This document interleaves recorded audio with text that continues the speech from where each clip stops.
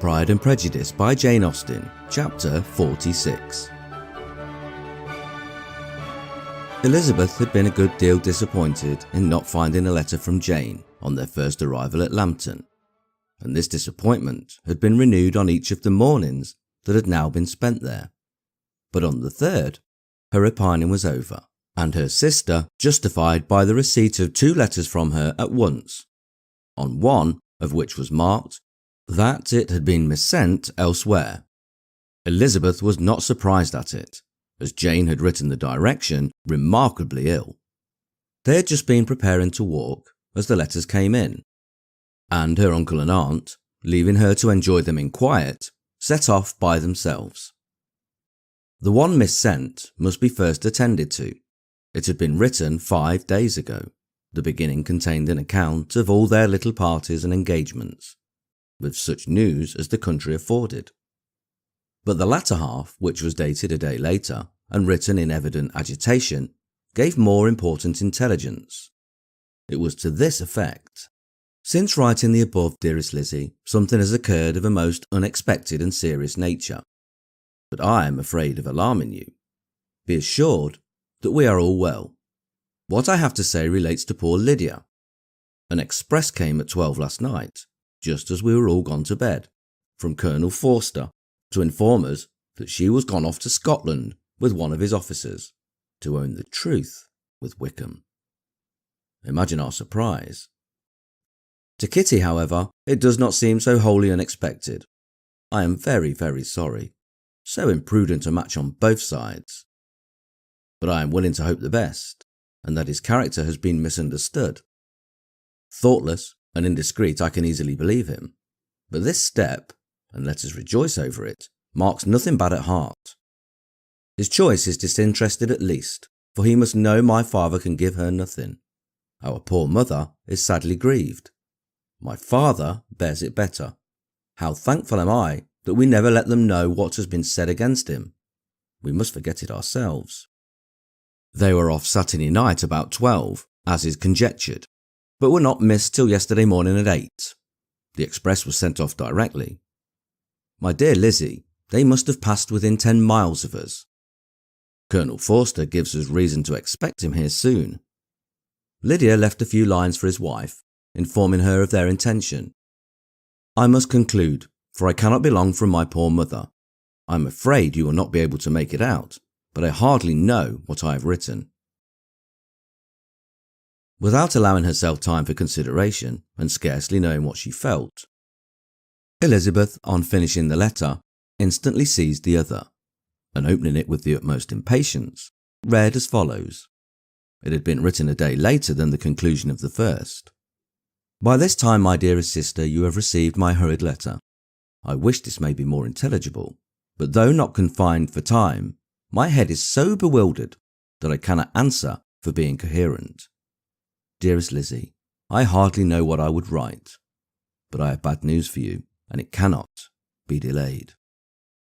Imprudent as a marriage between Mr. Wickham and our poor Lydia would be, we are now anxious to be assured it has taken place, for there is too much reason to fear they are not gone to Scotland.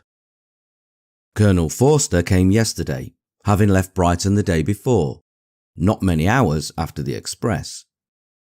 Though Lydia's short letter to Mrs. F. gave them to understand that they were going to Gretna Green, something was dropped by Denny expressing his belief that W. never intended to go there, or to marry Lydia at all, which was repeated to Colonel F., who instantly, taking the alarm, set off from B, intending to trace their route.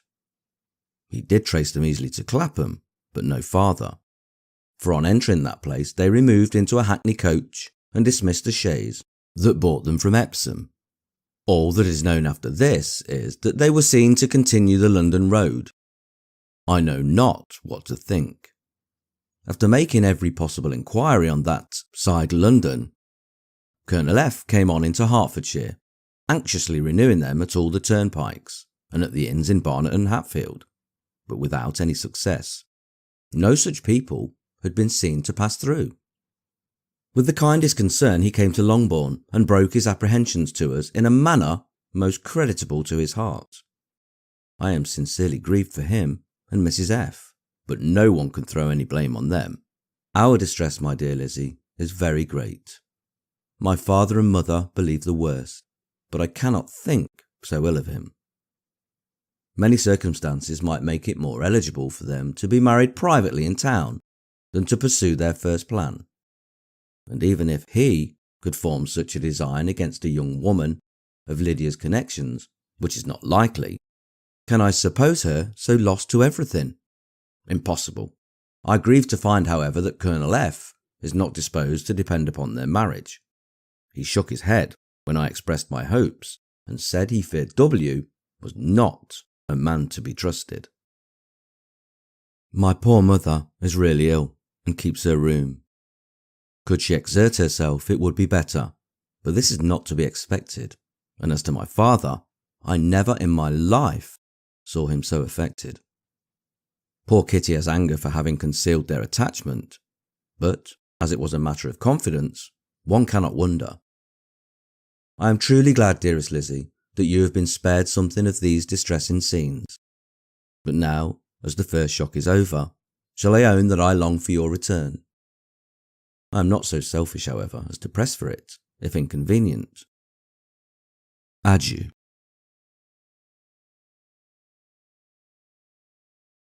I take up my pen again to do what I have just told you I would not, but circumstances are such that I cannot help earnestly begging you all to come here as soon as possible. I know my dear uncle and aunt so well that I am not afraid of requesting it, though I have still something more to ask of the former. My father is going to London with Colonel Forster instantly to try to discover her.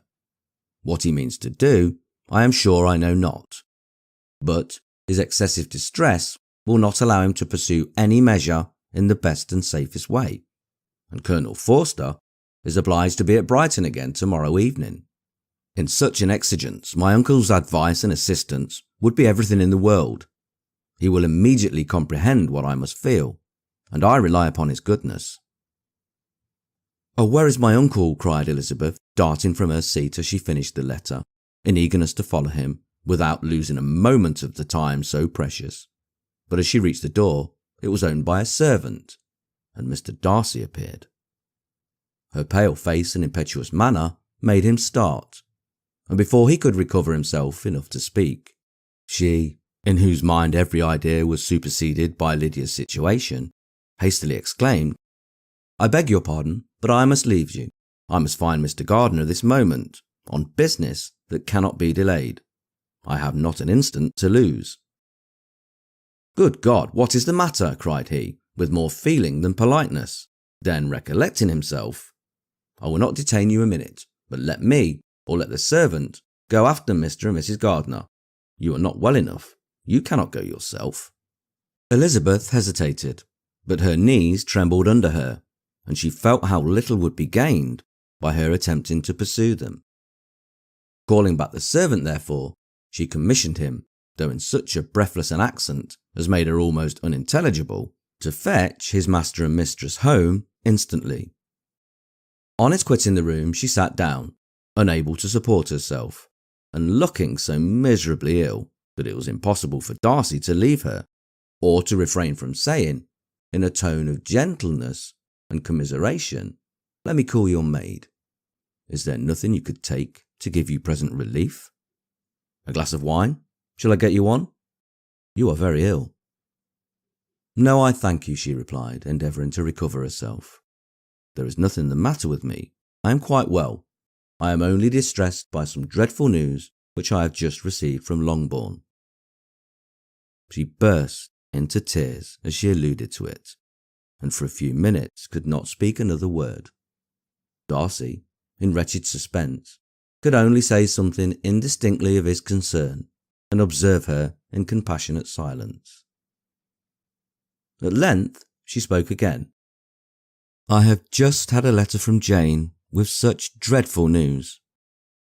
It cannot be concealed from anyone.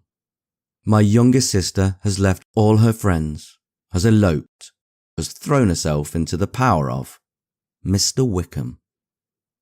They are gone off together from Brighton. You know him too well to doubt the rest. She has no money, no connections, nothing that can tempt him to. She is lost forever. Darcy was fixed in astonishment.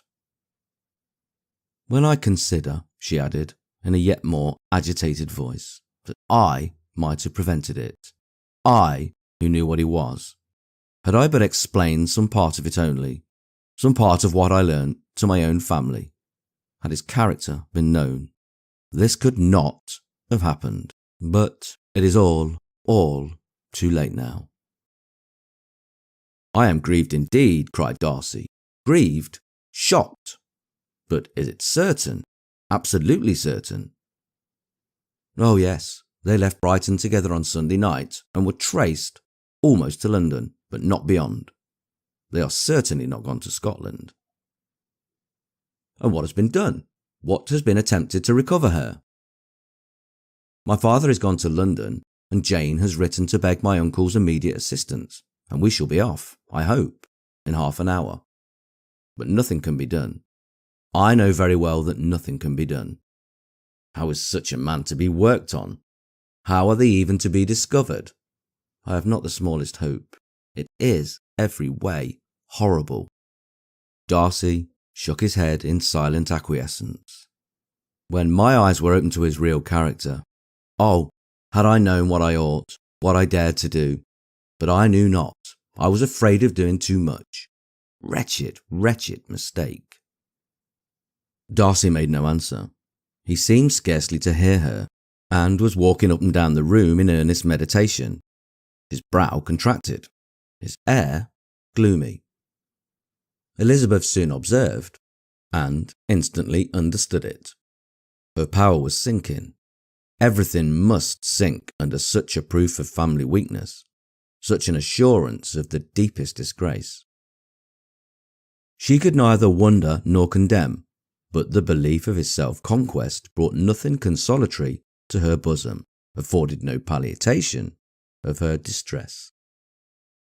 It was, on the contrary, exactly calculated to make her understand her own wishes, and never had she so honestly felt that she could have loved him as now, when all love must be vain.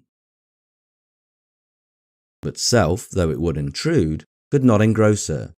Lydia, the humiliation, the misery she was bringing on them all, soon swallowed up every private care, and covering her face with her handkerchief, Elizabeth was soon lost to everything else, and after a pause of several minutes, was only recalled to a sense of her situation by the voice of her companion, who in a manner which, though it spoke compassion, spoke likewise restraint, said, I am afraid you have been long desiring my absence, nor have I anything to plead in excuse of my stay, but real, though unavailing, concern. Would to heaven that anything could be either said or done on my part that might offer consolation to such distress, but I will not torment you with vain wishes, which may seem purposely to ask for your thanks. This unfortunate affair will, I fear, prevent my sisters having the pleasure of seeing you at Pemberley today. Oh yes, be so kind as to apologise for us to Miss Darcy. Say that urgent business calls us home immediately. Conceal the unhappy truth as long as it is possible. I know it cannot be long. He readily assured her of his secrecy, again expressed his sorrow for her distress, wished it a happier conclusion than there was at present reason to hope, and leaving his compliments for her relations, with only one serious, parting look, went away. As he quitted the room, Elizabeth felt how improbable it was that they should ever see each other again on such terms of cordiality as had marked their several meetings in Derbyshire, and, as she threw a retrospective glance over the whole of their acquaintance, so full of contradictions and varieties, sighed at the perverseness of those feelings which would now have promoted its continuance, and would formerly have rejoiced in its termination. If gratitude and esteem are good foundations of affection, Elizabeth's change of sentiment will be neither improbable nor faulty. But if otherwise, if the regard springing from such sources is unreasonable or unnatural, in comparison of what is so often described as arising on first interview with its object, and even before 2 words have been exchanged, nothing can be said in her defence, except that she had given somewhat of a trial to the latter method in her partiality for Wickham, and that its ill success might perhaps authorise her to seek other less interesting mode of attachment. Be that as it may, she saw him go with regret, and in this early example of what Lydia's infamy must produce, found additional anguish as she reflected on that wretched business. Never, since reading Jane's second letter, had she entertained a hope of Wickham's meaning to marry her. No one but Jane, she thought, could flatter herself with such an expectation. Surprise was the least of her feelings on this development. While the contents of the first letter remained on her mind, she was all surprise, all astonishment that Wickham should marry a girl whom it was impossible he could marry for money, and how Lydia could ever have attached him had appeared incomprehensible. But now it was all too natural. For such an attachment as this, she might have sufficient charms, and though she did not suppose Lydia to be deliberately engaging in an elopement, without the intention of marriage, she had no difficulty in believing that neither her virtue nor her understanding would preserve her from falling an easy prey. She had never perceived, while the regiment was in Hertfordshire, that Lydia had any partiality for him, but she was convinced that Lydia had wanted only encouragement to attach herself to anybody. Sometimes one officer, sometimes another, had been her favourite, as their attentions raised them in her opinion. Her affections had been continually fluctuating, but never without an object. The mischief of neglect and mistaken indulgence towards such a girl. Oh, how acutely did she now feel it! She was wild to be at home, to hear, to see, to be upon the spot, to share with Jane in the cares that must now fall wholly upon her, in a family so deranged. A father absent, a mother incapable of exertion and requiring constant attendance, and though almost persuaded that nothing could be done for Lydia, her uncle's interference seemed of the utmost importance. Until he entered the room, the misery of her impatience was severe. Mr. and Mrs. Gardiner had hurried back in alarm, supposing, by the servant's account, that their niece was taken suddenly ill. But satisfying them instantly on that head, she eagerly communicated the cause of their summons, reading the 2 letters aloud, and dwelling on the postscript of the last with trembling energy. Though Lydia had never been a favourite with them, Mr. and Mrs. Gardiner could not but be deeply affected. Not Lydia only, but all were concerned in it, and after the first exclamations of surprise and horror, Mr. Gardiner readily promised every assistance in his power. Elizabeth, though expecting no less, thanked him with tears of gratitude. And all 3, being actuated by one spirit, everything relating to their journey was speedily settled. They were to be off as soon as possible. "But what is to be done about Pemberley?" cried Mrs. Gardiner. "John told us Mr. Darcy was here when you sent for us. Was it so?" "Yes, and I told him we should not be able to keep our engagement." "That is all settled," repeated the other, as she ran into her room to prepare. "And are they upon such terms as for her to disclose the real truth?" "Oh, that I knew how it was." But wishes were vain, or at best could serve only to amuse her in the hurry and confusion of the following hour. Had Elizabeth been at leisure to be idle, she would have remained certain that all employment was impossible to one so wretched as herself. But she had her share of business as well as her aunt, and amongst the rest there were notes to be written to all their friends in Lambton, with false excuses for their sudden departure. An hour, however, saw the whole completed, and Mr. Gardiner, meanwhile having settled his account at the inn, nothing remained to be done but to go.